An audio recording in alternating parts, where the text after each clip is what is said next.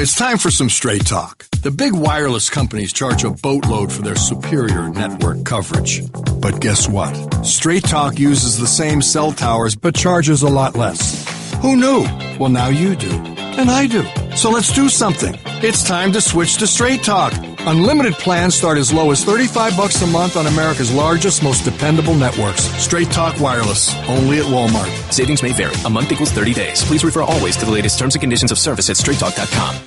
Well, Golden and Wingo on ESPN. Wow. On ESPN2. It was thank you very much. The face that accompanies that looks more like Two-Face from the Dark Knight. Thank you very much. Does. That's scary. Thank you. Not really. We're presented by Progressive Insurance. All phone guests on the Shell Pennzoil Performance Line. Quick story, okay? Yes. My parents both grew up in Texas. Right. I grew up in Greenwich, Connecticut. So every summer for, air quote, vacation in the 70s, we would drive from Greenwich down to Texas to go visit relatives. That's awful. Great vacation. Right. Okay. Really the worst. No, I love my relatives, but okay. Sure. Vacation is happy fun time, and this was just forced family fun, get in the car. Forced family fun. We were driving through Memphis, Tennessee, the day Elvis died. Really? Yes. And almost immediately at the same time, because I was a huge Beatles fan as a kid, both my parents turned around and looked at me and said, you know, those Beatles, they're fine, but Elvis was the real inventor of rock and roll. And I'm like, I'm just listening to my music. I don't know why you're so angry with me. Don't bring me in on this. They were like, that Elvis, he was the real thing. Wow. I'm telling you that right now. I saw the story as you were driving through Memphis when he died. That's amazing. Yeah, driving through Memphis. Wow. So we were right there, but it was like they turned on me. He's like, "You're Beatles. They're not. The Elvis is the real thing." I'm like, "I'm just a kid. I'm listening to my music. Why are you yelling at me?" I think we found out your parents deep down didn't love you. That's probably true. Yeah. My mom actually won a date with Elvis once. Did she go on a date with Elvis? Oh, won a date. I thought you said went on a date. She won a date, and they called her house, but she was out, and she didn't go. Wow. That? Would she have gone? Oh, yeah. And your dad would have been cool with that? Well, yeah. They weren't married at that time. Oh, when you, okay. Yeah. The way you said it. Okay. No. Wow. But she was a teenager in okay. in All Texarkana, Texas, or like 21, when they pulled her name out of a hat. She won a date to go on a date with Elvis. That'd have been cool. And she wasn't around to see. Kids, mobile phones. That's why going back 100 years in time could be always be an have issue. your phone with you. No bars. You could probably still date Elvis now. He's not dead. Really? Where is he? The same place all the rest of those guys are. I just want to make Biggie, sure. Tupac, Just want to make sure that's where we were. We do have aliens make sure we were now. on that whole thing. Oh, listen, it's somewhere. I think Dave Chappelle was visiting them. Did you say aliens? I said because there are aliens. We're going to get into that. We are going to get into that. We are going to get into that. Yeah. That was that New York Times article that came out this week, which talked about, this is my favorite thing. We're trying to get into the Christmas spirit as well as the Monday Night Football game, and we have a poll up on Golick and Wingo, stolen from First and Last, my son's show. Fake or real Christmas tree? Fake or real? Well, what are you getting? Fake tree, real tree. Two quick tweets here going both ways. Local, a guy told about cutting down a tree that later proved to be infested with spiders. Artificial all the way. Could you imagine how bad that would be? And then Adam says, the worst is a fake tree that loses as many needles as a dry real tree. What kind of fake tree are you buying, Adam, and what are you doing to it? Is that like an added feature? Can I get a fake tree that has the needles fall off? The fake tree is so real, the needles will fall off of it. That's awful. Hey, Adam, don't buy it. By the way, it's the Advanced Aviation Threat Identification Program that was in the Pentagon budget for years. Okay. So there you go. We'll get into that later. But we'll talk about the Monday Night Football. The spiders. That's awful. That's a bad one. Are spiders your thing? Yes. See, snakes are my thing. Snakes are my thing. I don't like spiders and snakes. I had. Thank you. I had a spider drop into my lap on the ride to work one morning. I come in at 3 a.m., so it is pitch black. I am just trying to stay awake and get through the highway stretch. Dropped right into my lap. I pulled the car over and searched the car and murdered it before I was going to go forward. It is 2 enter and 1 leave, and I wasn't going quietly. You were in the octagon with the spider. Nicely done. Oh, you're so tough. So let's rein it back in. Let's rein it back in. Do we have to? Kind of. Apparently, I'm being told to. Monday Night Football. Yeah. It was the Falcons surviving. They beat the Tampa Bay Bucs 24-21. And I think this was the game we've sort of been waiting to see all year long from Devontae Freeman. They finally decided, hey, you know what? We have this really good running back. Let's feature him. He went off, and he was really the reason they won this game. Yeah, he is. 199 total yards right in that area there. 27 touches, I think. Yeah, I mean, it had 22 runs. and 5 catches for 68 yards, the runs for 126 yards. So he was the man on carrying the ball. They got the running game going again. You know, this Atlanta team early on, we really weren't sure of the season. They weren't looking like last year's team. And the only real difference, Beasley had missed some time on defense, was a different offensive coordinator. So we were trying to match the two and say, could this be the reason? But they've looked a bit like the team of old as of late, maybe a little closer than we'd have thought it would have been last night with Tampa Bay with a kickoff, Patrick Murray's foot to tie the game as the clock ran out to try and send it into overtime on a 54-yarder that he missed. But not a lot, you know, Matt Ryan was all right, 17 to 31. It wasn't great. It was. I agree with Trey. It was the Freeman night for sure. Well, and the games against Tampa Bay this season, so they've played Tampa Bay twice in a month, have kind of been emblematic of what this team is you can get one really good part of their game, but you're not getting that complete picture like you were last year. They're not getting as many schemed, wide open throws as they were last year in Kyle Shanahan's offense. So when you've got to work a little harder for it, those 250-yard games by Julio are a little farther in between. They took that out last night, didn't they? Oh, I mean, Devonta was their leading receiver as well. So when you have that happen last night, you see this team still got really good parts, but when you don't have someone who understands how to use them all as well as we saw last year, it's always going to look a little bit odd when the standard is the best offense maybe in the history of the league statistically. Well, but that's been sort of the issue with this team all along, is that I think they were so pass heavy for a long time. Yeah. It didn't allow things to get going, and I think once they have a little bit of that balance, which we certainly saw last night, they're an interesting unit because they're sort of finally beginning to look like that offense that sort of set the league on fire last year. By the way, the magic formula with Atlanta is pretty simple. Score 20 and they're not going to lose. Yeah. They're 9-0 when they score at least 20, 0-5 when they don't. And I know the cynic out there will be like, well, gee, you score more points, you're going to win. I don't think there's another team that has a defining point total that will determine the game for them consistently throughout the season one way or the other. By the way, if you want the formula for determining your season, looking at the last 2 years, we need to figure out right now who is going to be the most high-profile or sought-after veteran offensive line free agent, because I would like to give the Alex Mack Award from last season to Andrew Whitworth this season, who is the most notable and talked about acquisition to a team where it solidified the unit enough to see the success that we've seen.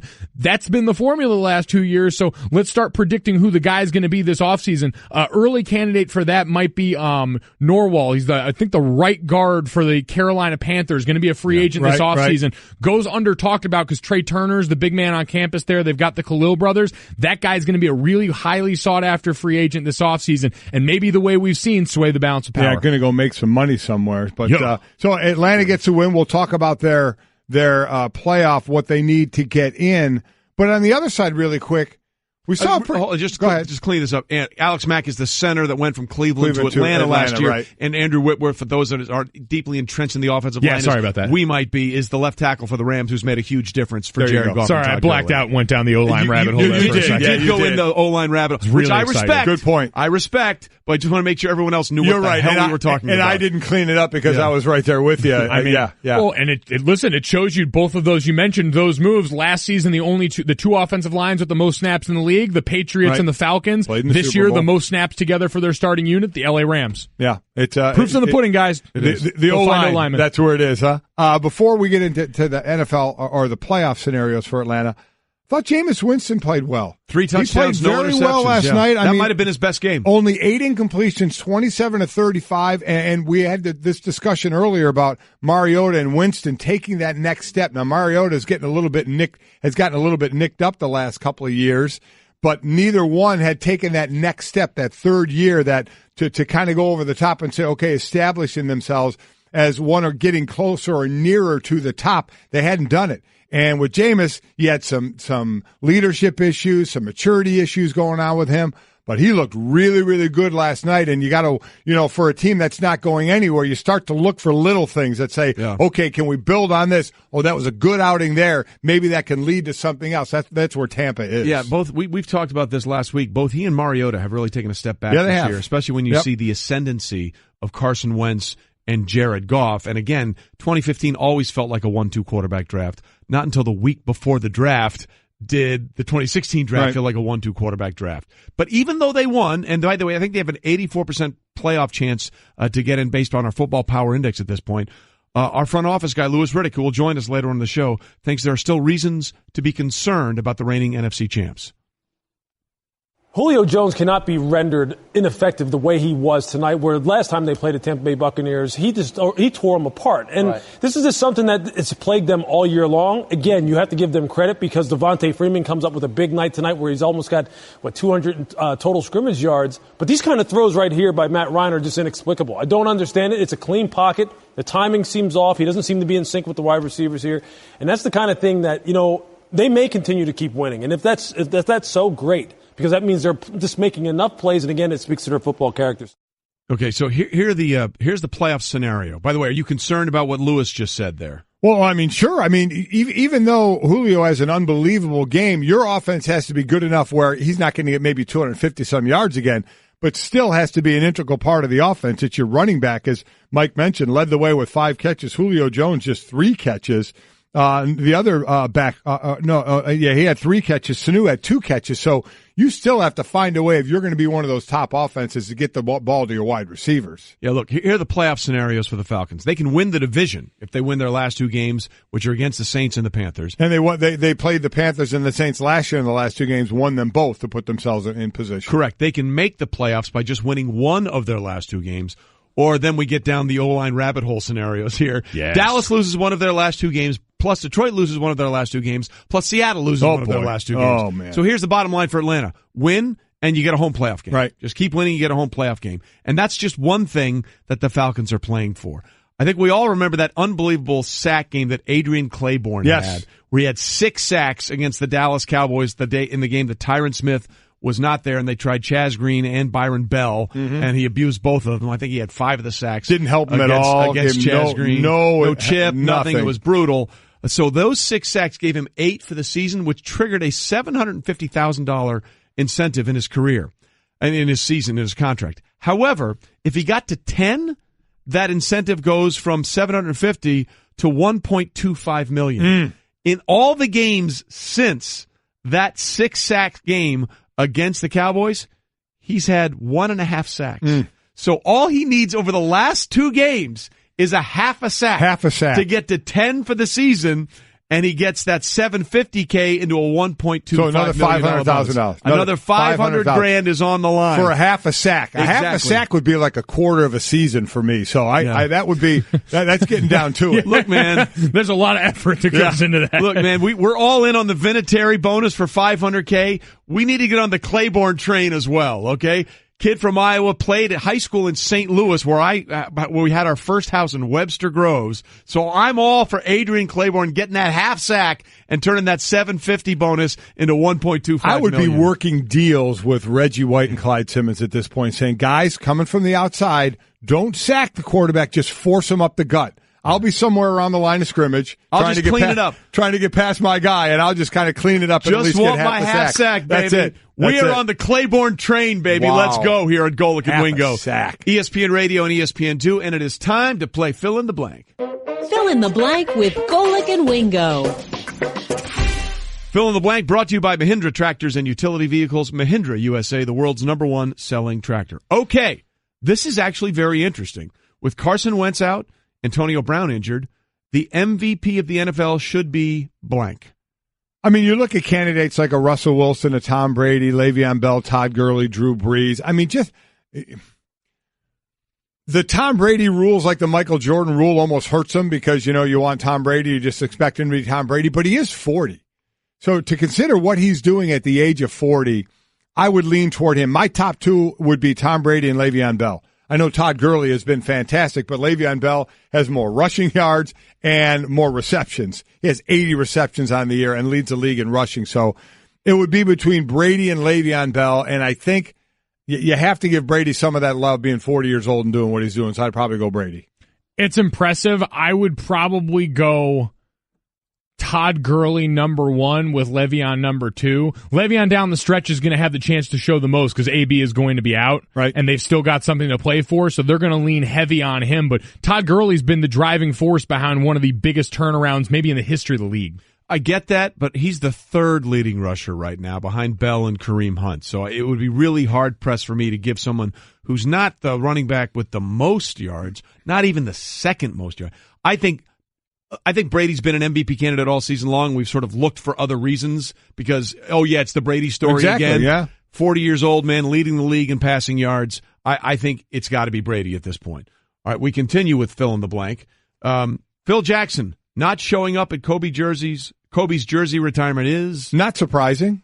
I mean, Phil is kind of an unorthodox guy. You're not really sure what he's going to do. You could either think he didn't show up because he didn't want to show up, he doesn't know how it'd be received, or doesn't care how it'd be received. Maybe did he feel that it would be a distraction? I have no idea what his thought. It's tough for me to figure out the thought process of Phil Jackson. So that's why I would say it's just not surprising he's not showing up. Yeah, on brand. I mean, between misspelling Mamba and a tweet that, of course, Phil's out here popping off on Twitter, this is all pretty on brand for the Phil Jackson we've come to know since his coaching days. Well, not only that, but remember when he first put his first tweet on, it was all messed up, and they were like, Phil, what are you doing? And it was because he had the 11 rings on. He couldn't quite type. Yep. That was sort of peak Phil Jackson for a while, right? It's sort of gone downhill ever since. So again, not I'll go with you guys. Not surprising that he wasn't there. Okay, we move on fill in the blank. Carmelo Anthony says he's, quote, cool with, end quote, 4 points on 6 shots in a Thunder win. That's what? He's cool with that as what? He's cool with that is saying the right thing. Yeah. I don't think he's ever cool with 6 shots, but they get the win. So you don't want to be that guy that complains, when, I'm wide open. Target me even more. Sorry if I'm, making a move toward Antonio Brown in that one because he's a great receiver. He's recovering from a partially torn calf. Yes, he is. Yes, he is. I would say, I don't think you can't come out after a win and start talking about your lack of shots. So he's saying what needs to be said. It's hashtag stay mellow. Well, stay M70. As he tends to type it on Instagram. Of course it's not true. We've got some sort of Instagram post that's laying in wait if I know Carmelo Anthony the way I think I know him now, because there's no way this guy is comfortable. Like we all do, man. Social media. We know all our athletes now. We know everything about them. I think it's understandable because the win puts them in the playoff picture and they're at 500. I mean, this team has struggled mightily all season long, so is what he has to say, because to that point, they're right now in the 8th spot. Again, long way to go. It's not even Christmas Day yet, but they have been out of the playoff picture for so long in this NBA season. Just to know that they may be relevant is the right thing to say going forward. Okay, we have all kinds of bowl games going on, and some, of course, Junior, you will be calling. The non-playoff bowl matchup you're most looking forward to watching is? For me, it is going to be the Peach Bowl. The Peach Bowl is Auburn and UCF. Yep. So UCF, they're undefeated. They don't make it to the college football playoff. Nobody expected they would. But, here's that team that's undefeated. They want their chance against the big boys. So they get an Auburn team that was right there, had their chance coming to the end. Many thought was the best team in the country toward the end of the season. So I'm absolutely looking forward to see how Scott Frost and the team that he coached, and now I know he's moving on to Nebraska, but how those guys answer the bell in this game. Give me the Capital One Orange Bowl, Wisconsin and Miami, just to see the fan bases. I want to see those two fan bases interact. Now, we'll see if Miami's fan base shows up now that they're out of the hunt for anything meaningful, because we know that was part of a large part of this season. Front running? Just a touch. Yeah. I mean, and give them credit. They showed up and made the Hard Rock, especially for that Notre Dame, a feared place to play, which it has not always been. But I want to see these two dynamics play out side by side. Cheese curds and turnover chains are a deadly combination. But do you put the turnover chain in the cheese curds? That's what I would want to know. I think you can use them as like a garnish. Maybe one can garnish the other. Really, either way, it's an improvement. Okay, if I'm being honest, I would say the Cotton Bowl, the Goodyear Cotton Bowl, USC, Ohio State. I mean, if you talk about tradition, it's a nice matchup. I don't care where they're playing. Right, I'm watching that game. But if I'm also being honest, I'm all about the Cherubundy Tart Cherry Juice Boca Raton. Of course you are, baby. I mean, if I'm to use Junior's term, if I'm on brand, I'm all about the Cherubundy Tart Cherry Juice Boca Raton Bowl. Be who you are. Be what pays. That's exactly right. Okay, Steven Strasburg blaming the All-Star game for an injury, even though he didn't pitch in it. Even though he didn't pitch in it, is what? I don't understand this. It's weird to me. He talks about the All-Star game. He said you're asked to throw, potentially pitch, maybe not, which he didn't. but not have any access or ability to really stick to your routine. Once that's over, it's like right back into the bullpen, day off game. I just know that a little lapse for whatever reason pushed me back a bit. It started making my arm hurt. My arm felt good before that. Then it was like after that, it just didn't feel right. Listen, I'm not a pitcher. I don't go through a pitching routine, but this sounds really odd to me. I would love to talk to another pitcher about this and say, is there validity? We always hear about the All-Star game, these batters that go up and swing all the time for a home run. This kills them the second half of the season. Could you go to an All-Star break, get out of your routine, not pitch a single pitch, and then your arm hurt afterward? It just seems very odd to me. This, to me, is very Stugatzian because it requires no level of consistency to be enforced. It's just reacting in the moment, and it's looking at, all right, what's the popular complaint right now? What's the thing that people are blaming stuff for? The All-Star break. What do I have a problem with? All right, let's tie these two together as best I can. This is like a practice squad player complaining about Thursday night football games affecting their body and the physical toll it takes during the week. This is incredible. I applaud him for this leap in knowledge gap and the understanding that we wouldn't call him on this. It takes a lot of gall to do that. Well, here's the most interesting part of this whole thing. Guess who hosts the NBA, Major League Baseball All-Star game? Yeah, it's Washington. Yeah, It's gonna be there. Well, Bryce Harper said he'll probably go in the home run derby because it'll be, at his home stadium, kind of the host. And Strasburg, if he's, makes it to the All-Star game, I guess doesn't want to pitch. Won't go. At least the All-Star game, Aaron Judge, people could say because he swung differently, maybe that's why he started the slump. The idea of not pitching in it is hurt his arm. I like the idea. It's whimsical. I like the idea of Steven Strasburg. Like while this is going on, you've got Bryce Harper and the rest of these Nationals showing out in their home crowd, and Steven Strasburg's just in the crowd with a gut, sipping a beer, booing everyone. Boo! Boo! My elbow. Real quickly, best Christmas movie / holiday movie is what? A Christmas Story. Yeah. The shirt I have on today. Oh fudge! I mean to me, it's that one. It's Elf. You can't say it's that one, then you say it's Elf. Yeah. Which one is it? I'm just saying I put Draw them in a line the in the same sand. category. I would stick with Christmas Story. Jingle All the Way. Jingle All the Give Way? me Arnold Schwarzenegger in a Christmas movie any day and twice on Sunday. Never seen Jingle All the Way. Oh, You Turbo haven't? Man. No. Oh, yeah, Turbo Home Man, Alone, yeah. because the With Sinbad. peanut gallery is chiming in here. Home Alone's the most overrated Christmas movie Oh, of all me time. too. Completely agree. I agree By with that. far. I may go Scrooged. Scrooged. Oh, there you go. It's just a really funny movie. It Could is. someone please stop the blank hammering? I love that movie. And that, again, was fill in the blank.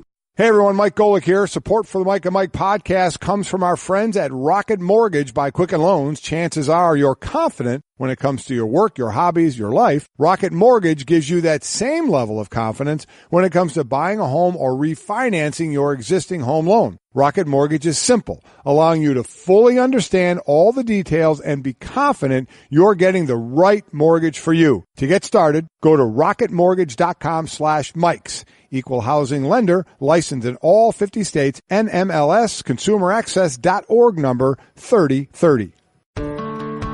Blue Moon is brewed with Valencia orange peel and a touch of coriander. It's a creative twist on a Belgian-style wheat ale for a taste that shines brighter. Taste responsibly. Blue Moon Brewing Company, Golden, Colorado. Tim Hasselbeck, who joins us in studio, giving us the Straight Talk, brought to you by Straight Talk Wireless. Best phones, best networks, no contracts. Let's start there. Should Aaron Rodgers play or should he shut it down? I think he should play. And I know that it's, it seems like that's an unpopular, opinion of it. Mm-hmm. You're an unpopular guy. But that's also true. I think it's just one of these situations where it's just a bad precedent to set to say, hey, you're more important, even though it's true, you're more important than other guys, whether it be Jordy Nelson, Clay Matthews, guys that are nicked up late in the year, to say, hey, look, we're going to sit him down, but you've been through an ACL injury before. Like, we're okay with you playing in freezing cold weather and maybe tearing your ACL. But don't we? And I understand it's a little bit different because he's got he's got like 17 metal devices look, in that here's right the shoulder. If he is at risk, more at risk to re-injure that now than he will be in September of next year, then I think it's a different scenario. I just don't know that that's the case. I don't know if you get medically cleared on a, a, a fracture if you're not 100%. I'm with you. That's exactly what I asked last week before this game was coming up. I said, if you can tell me I have no more chance of getting hurt in this game, right, as opposed to next September, then that's kind of the philosophy. But is he medically cleared to play but not healed all the way? You can be medically cleared to play. And look, if that's the case, then like I would protect him at that point. But I think it's a bad. You have to realize it's still a team, even though there are star players. It's still a team, and we can sit here and act like, oh, everybody understands Aaron's more important, but not every guy feels that way, especially when it relates to their own well-being. Without question, and I hear what you're saying. And there was a scenario last year where the Cowboys were the number 1 seed in Week 17, and they took Dak out and they took Zeke out, and the offensive linemen and defensive linemen were still in there banging heads to protect him for the playoffs. But this is different. I mean, I think he was healthy. Louis Riddick summed it up best yesterday. He said he's healthy enough to play, but he's not really healthy. And so what do you gain by putting him out there potentially to sort of break it again? Because what happened when Tony Romo came back when they were trying to make the playoffs? He re-injured that collarbone in the Thanksgiving Day game against the Panthers, and that basically pretty much ended his career because in the preseason the next year, he broke his back. And we're not suggesting that's going to happen to Aaron Rodgers, but it is a different set of circumstances than what you're talking about. I completely agree with you. You could have a turnover. Threw 3 picks this past weekend. Could have a turnover and be forced to be in a situation where he's got to make a decision on making a tackle. Well, don't make the tackle. Let's be clear about that. Aaron, let him run. And so, look, I get it. I would tend to play him unless the injury, the risk for re-injury is more. And if that's the case, then I think guys are more understanding of that situation. All right, so a team that they're out of it, so that what happens on the field with them doesn't matter. For a team that does, the Philadelphia Eagles trying to get home field throughout in the playoffs. Do you have more concern now? Again, Nick Foles just threw for 4 touchdowns. So when I say concern, I don't mean for what we just saw, but for the fact that a backup quarterback has to take this team the rest of the way, however far it's going to go. Do you have more concern with that process or the way the defense is playing right now? Well, I'd probably be a little bit more concerned about the defense and how they played against the Giants. I mean, the Giants have been terrible in, nearly 30 points or maybe more than 30 points in that game. I mean, that's a bad showing against a team that you should know well and play well against. I've been thinking about this a lot in terms of Nick Foles and what the expectations are for him and how far he can take them. That's a good football team, and I'm not really sure why we think that Case Keenum can take the Vikings further than Nick Foles can take the Eagles. I mean, I understand Case Keenum's had an amazing year, and I feel like, especially the way the team has handled whether or not he's a starter, I feel like he hasn't gotten the respect he deserves. But with that being said, look, this isn't Nick Foles' first experience playing. Right. He's had great games in the past, and he's on a good team with a really good offensive staff. And so I think that Philadelphia and I think that Minnesota, based on their quarterback play and who they have at quarterback, I think both those guys are good enough to help them get to the Super Bowl. Well, I think the difference there is that we've seen a much larger sample of Case Keenum this year with this team as opposed to Nick coming off the bench. But we talked about it on this show and also on NFL Primetime yesterday. The numbers that Foles put up against the Giants, basically identical to what you were getting from a Carson Wentz. Carson had averaged 2.5 touchdowns a game. Nick had 4. But, the completion percentage, the yardage was about the same. And the most ridiculous number was the third down conversion. On the season, Carson, when he's in the offense, they converted 45%. On Sunday, Nick Foles and company converted 46%. It was eerily similar. In the upcoming schedule, right? They have Oakland, and then I think Monday Dallas, night game, then they get home for Dallas. Yes. That game may mean nothing to them. Nothing. That final game may mean nothing to them. So you look at it, much like we look at, Blake Bortles playing with some confidence because, kind of got rolling a little bit. You could have Nick Foles in a situation where he's playing with a lot of confidence because, you get a game where you throw 4 touchdowns and get the Giants, you get Oakland, and then you get a Dallas team that, who knows what you're getting at that point. You could have U-Hauls packed. And so I think you look at that for Philadelphia. I think that bodes well for them also. You mentioned the Cowboys. They get Zeke Elliott back. They keep their season alive against the Raiders with the win. Now they get Seattle. And for all indications, Seattle certainly looks like a team that is sort of not aging well at this point in the season. And then they play the Eagles, Week 17, which may be a U-Haul game for the Cowboys, or it may be a nothing game for Philadelphia. The Cowboys need to win their last 2 games to have any chance at the playoffs. Then the Lions need to lose once to either the Bengals or the Packers, possible, and then either the Falcons, Panthers, or Saints would need to lose their final 2 games. What chances do you give Dallas, first of all, to win their last 2 games with Ezekiel Elliott back?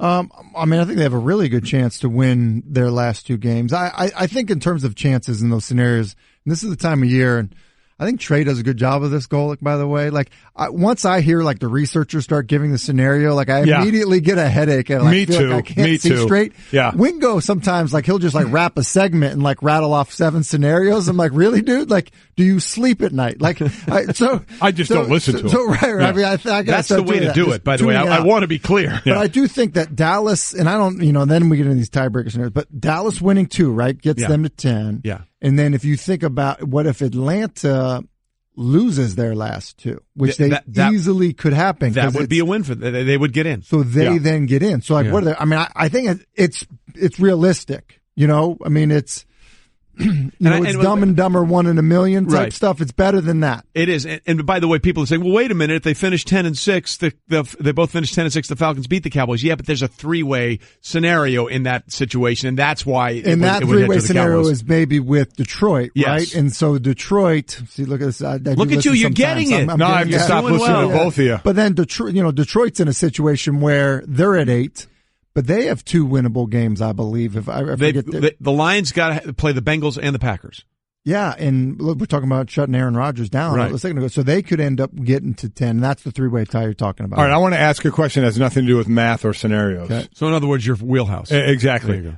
Seattle Seahawks. Is the window closed?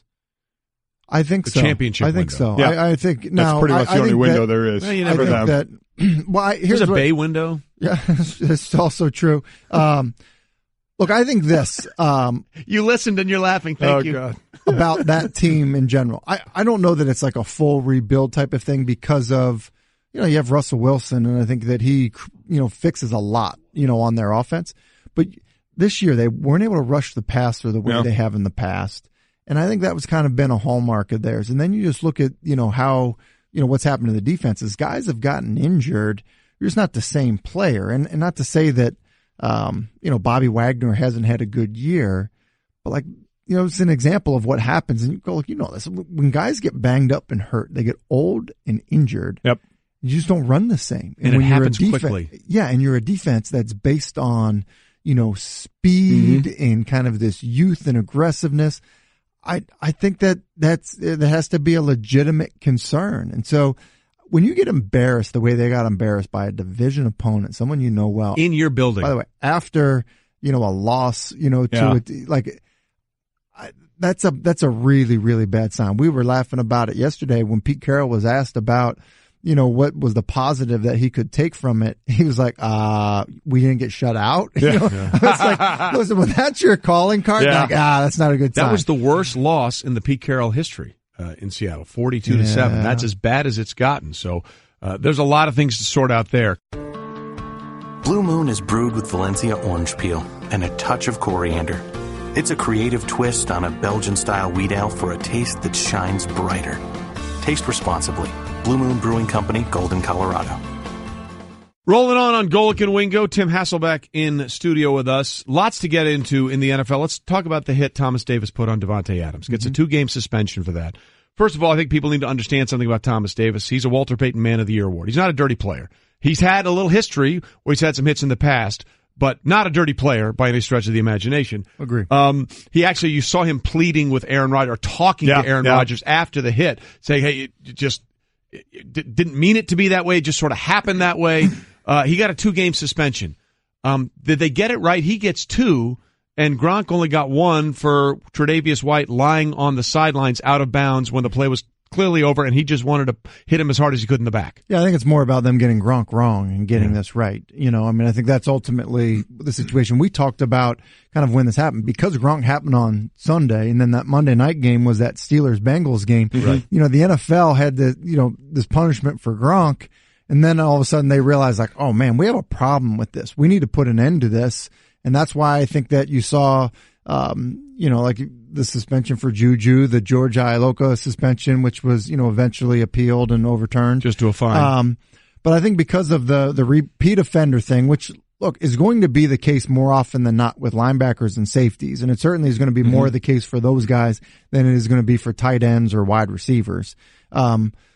It's unfortunate, and I think it's kind of the nature of the business in terms of the position that you play. These new rules are harder on linebackers and safeties without question than they are on anybody else. Without question. And they're going to have to come up with the guidelines that we had talked about before for certain hits, because give me at least the football play, the Juju play, this play here by Davis over the Mike Evans play and the Gronk play, which I say are apples to apples. Those deserve more. Yeah, without I agree. question. After the play and the intent you have with those, to me, deserve more. Well, you're right about during the play. We should always make a clear distinction with that. I think with Thomas Davis and Golick, you'd actually be good to speak to this, because when you have these change of possession plays as a defender, it's not like you had a man that you're supposed to block and he knows you're coming to get him.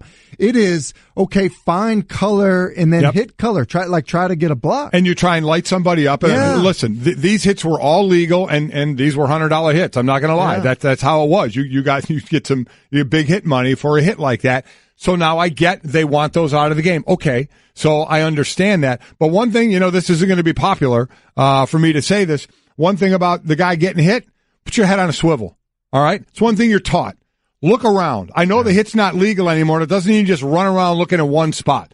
You better put your head on a swivel, because sometimes you don't know where the hit's coming from. So, that may not be a popular thing to hear, but you just run looking one way. That's part of it, though. You're liable to get smoked. Now, in changing the rule, you're kind of giving that person now the advantage of saying, I only have to look this way because I'm not allowed to get hit this way anymore.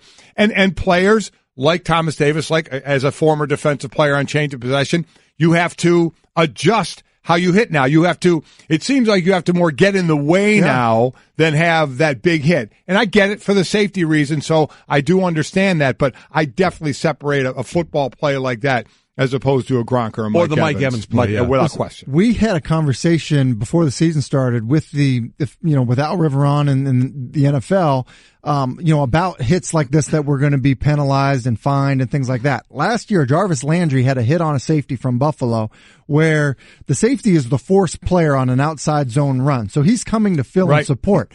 And to be honest with you, he comes to fill and support clueless, with zero awareness whatsoever. His Madden rating on awareness had to be negative. Okay, and Jarvis Landry's coming down to block him, and he hits him and blocks him, and it's like, well, wait a second. Jarvis Landry was flagged and fined for it, and the truth of the matter is, it was really just an awful play by the safety. So I don't know how you deal with that. That's why I'm with you. I think it gets tougher and tougher. I understand the reason they want to do it, but it gets tough in certain situations for a player not to do it. By the way, I think Devontae Adams also was the recipient of the Danny Trevathan hit on that Thursday night game. Yes, by the way, that was a 2-game suspension that was reduced to 1. Right. It would not surprise me if this gets reduced to 1. If this suspension is reduced from 2 to 1 either for Thomas Davis going forward. Timmy, NFL Live today? You got it, for sure. You'll see you on NFL Live. Coming up on Golick and Wingo, we will talk to a former NFL and Super Bowl MVP and ask him about the best quarterback in the month of December. And it isn't Brady, and it isn't Breeze. Stay with us. That's ahead.